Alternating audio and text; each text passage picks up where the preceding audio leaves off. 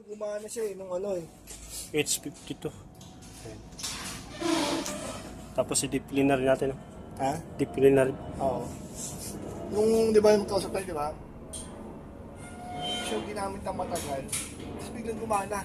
Ah, Di ba sabi ko sa'yo, di ba? Tapos sabi mo, babalik ulit siya. opo.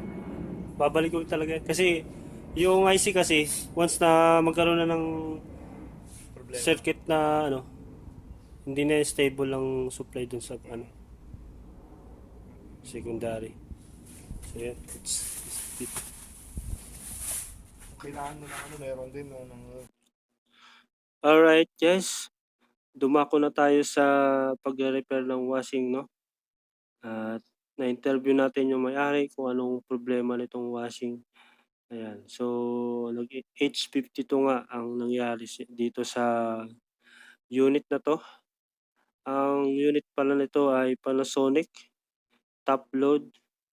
Ayan. So, yun ang problema niya. Pag mga H52, yun ang problema. Board problem. So, panoorin nyo lang to mga ka-repairman hanggang sa huli para malaman nyo kung paano magtanggal at paano magkabit at kung anong piyesa ang problema. So, yun. Dumako na tayo sa pagtatanggal ng board. So, unang-una, tatanggalin nyo yung takip ng Panasonic dito sa likod na to.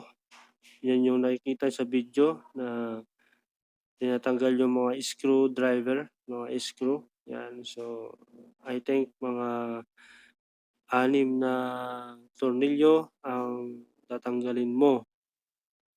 So, yun mga ka-repairman. So, yun. At iangat mo lang. At ito na, nakikita nyo na yung board. Nasa side lang siya na naka-clip dun sa body. Ayan. So, una-una, pangalawa ay iangat nyo lang yung mismong board para matanggal nyo yung board na yan. So, yan. At ganun lang mga ka-repairman. Shoutout nga para sa mga viewers natin, no? At sa ating mga supporters. Yan. Sana manatili kayo nandyan sa aking vlog. So, yun. Ngayon, mga ka-repairman, tinanggalan natin itong board. Ay, yan. So, tinanggalan natin sa body. At tanggalin mo rin yung takip. Kasi may takip yan. Yan, yan yung parang metal. Para makita mo yung mismong board. Yan. So, kumukuha ako ng tools dyan para matanggal natin yung mismong takip. Ayun, mga ka-repairman, sa mga gustong magpagawa dyan, i-PM nyo lang po ang aking Facebook page, RVM Tech, or kaya TikTok, RVM Tech. Yun. Follow nyo lang din ang aking Facebook page at ang aking TikTok account. Ayan. So, mga ka-repairman, follow nyo lang guys. At please subscribe sa ating YouTube channel para masaya at marami tayong tutulungan. Ayan. So, hindi lang naman to sa atin, para para lang din to, para lang din sa lahat. Yan. So, alright. At ito, binabaklas pa rin natin itong board. Ayan, natanggal natin yung takip. At nakita nyo na guys, natanggal na natin yung takip.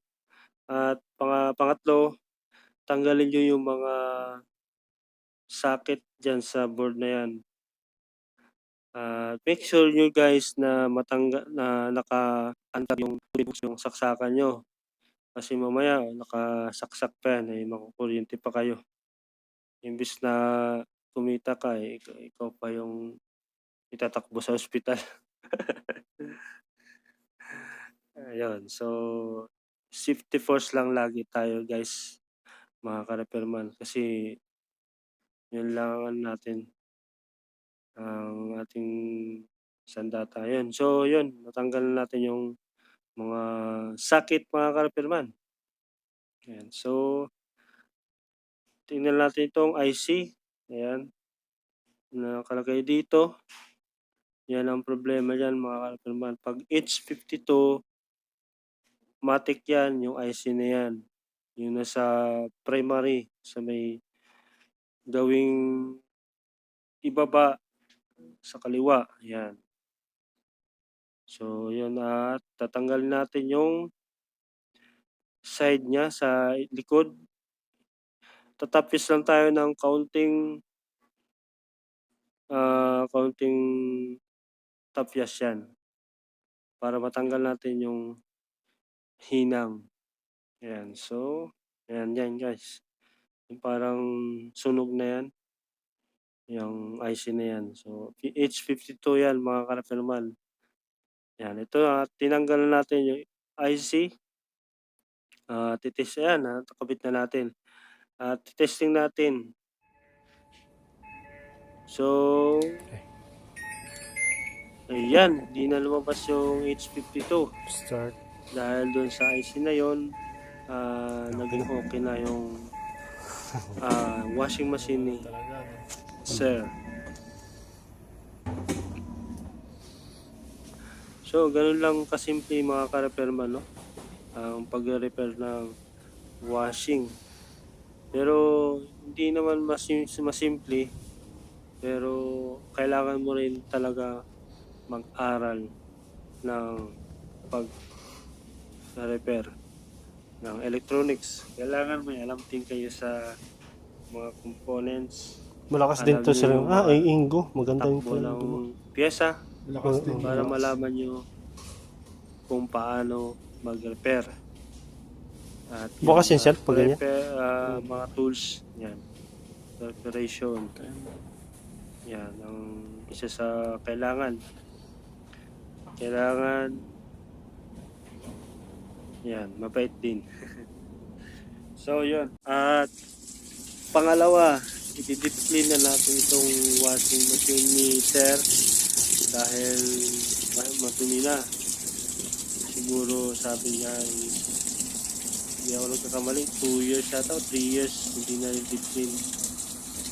Ayan, no? Mga ka-repairman. So, may dala tayong pressure washer. Nalinisan natin itong washing machine na ito, no? So, ito, at nalinisan natin lahat nalinisan na. So, ayan na. So, ikakabit na natin. Tcharan! Ito na. At, okay na, no? At, inano natin ng tube cleaning para yung matanggal talaga lahat ng, ano. So, yun, mga ka-repairman.